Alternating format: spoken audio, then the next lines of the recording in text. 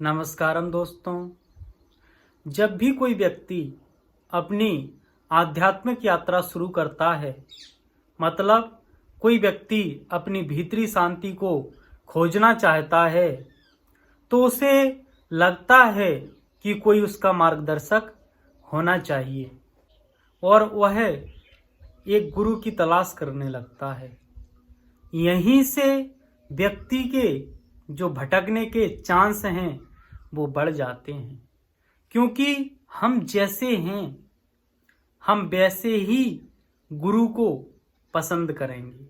हम अपने लिए जो भी खोजेंगे वह ऐसा खोजेंगे जो हमारे लिए कंफर्टेबल हो, जो हमारे विचारों के, हमारी कल्पनाओं के सांचे में फिट आ जाए, उसी को हम गुरु मान लेते हैं।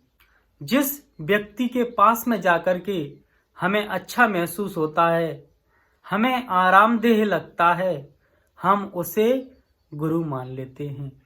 और यही आध्यात्मिक मार्ग की एक बड़ी भूल है, क्योंकि आरामदेह अवस्था में हमें तुरंत निद्रा आ जाती है और जहां हमें आराम महसूस हो रहा है वहां पर हमारे जागने की कोई संभावना नहीं है, क्योंकि आरामदेह अवस्था में व्यक्ति के सोने के चांस ज़्यादा बढ़ जाते हैं।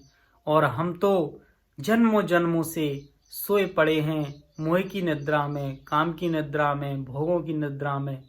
हम जागना चाहते हैं, हम सोना नहीं चाहते हैं, और जगाने के लिए एक अलार्म की आवश्यकता होती है, एक तीखी ध्वनि की आवश्यकता होती है, जिसमें हम जाग सकें।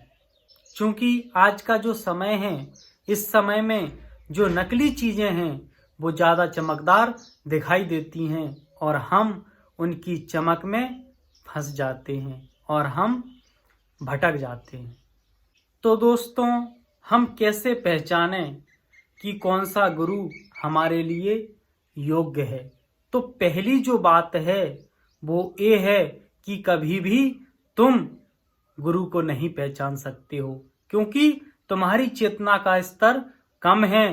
तुम किसी बड़ी चेतना के स्तर को कैसे पहचान सकते हो? तुम मंत्री चुन सकते हो, प्रधानमंत्री चुन सकते हो, लेकिन तुम गुरु नहीं चुन सकते हो। कोई गुरु अपने चेले का चुनाव कर सकता है, लेकिन कोई चेला गुरु का चुनाव नहीं कर सकता है। तो फिर इस दुनिया में हम सदगुरु को कैसे खोजें? दोस्तों, इस संसार में हम कैसे समझें कि कौन असली गुरु है और कौन नकली गुरु है? जो सही गुरु होता है वो तुमसे कुछ भी नहीं चाहता है। वो ना तुमसे तुम्हारा धन चाहता है, ना तन चाहता है, ना तुम्हारा मन चाहता है। वो तुम्हें जो कुछ भी देता है वो सब कुछ फ्री में तुम पर लौटाता है। लेकिन दोस्तों, एक बात याद रखना कि जो ठग होता है वह भी तुम्हें सब कुछ पहले फ्री देने का प्रलोभन देता है, और जब तुम उसके फ्री के प्रलोभन में फंस जाते हो तो फिर वो तुमसे सब कुछ लेना शुरू कर देता है। ये भी हमें ध्यान रखने की आवश्यकता है। एक छोटी सी कहानी है जो मैं आपको बताना चाहता हूँ। एक चोर था, छोटी छोटी चोरियां करते करते वह सोचता है कि अब बहुत हो गया छोटी छोटी चोरी करते करते, अब तो कोई ऐसी बड़ी चोरी करनी है जिससे मेरा पूरा जीवन यापन आराम से हो सके। तो वह पता करता है, तो उसे एक आश्रम का पता लगता है कि एक आश्रम है, उस पर एक साधु रहता है। उस साधु के यहाँ हजारों लोग आते हैं और वो अपना धन, अपने गहने वहाँ उस साधु के चरणों में चढ़ा करके चले जाते हैं। अब उसने उस जगह पर चोरी करने की योजना बनाई। इसके लिए उसने भक्त बनकर ही आश्रम में प्रवेश किया और वह देखता है कि लोग आ रहे हैं और उस साधु बाबा को प्रणाम करते हैं और अपने जेब से पैसा निकालते हैं और उसके चरणों में चढ़ा करके चले जाते हैं।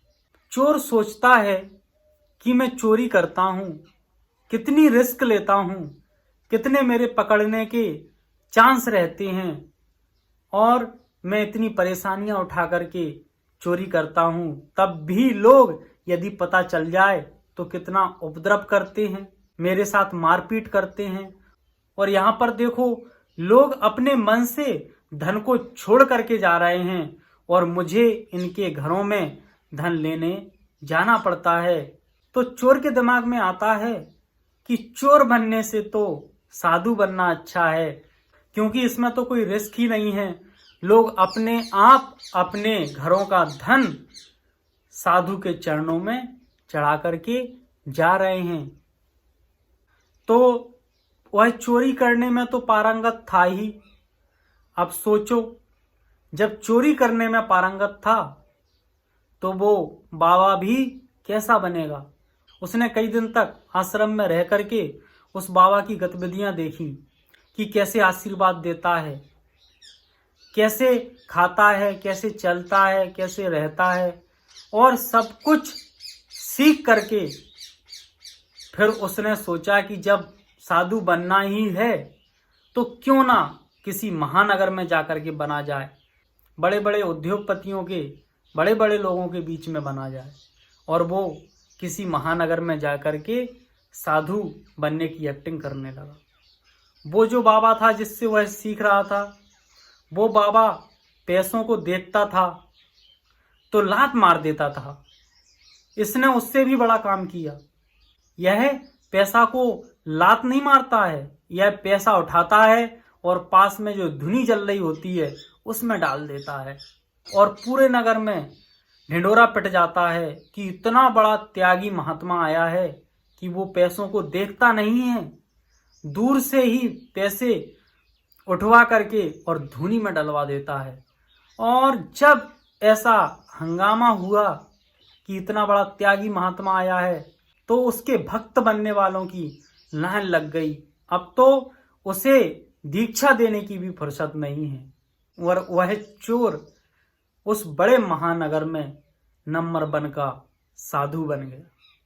तो दोस्तों, इस दुनिया में कुछ इस चोर की तरह भी लोग हैं जो बड़े बड़े महात्माओं के पास में बड़ी बड़ी गाड़ियां देखते हैं, बड़े बड़े आश्रम देखते हैं और उनको देख करके उस वेश को धारण कर लेते हैं और उसी चोर की तरह एक बड़े महात्मा बन जाते हैं। वो देखने में भले ही महात्मा हैं, लेकिन वास्तव में उनके भीतर एक बड़ा चोर छुपा हुआ है।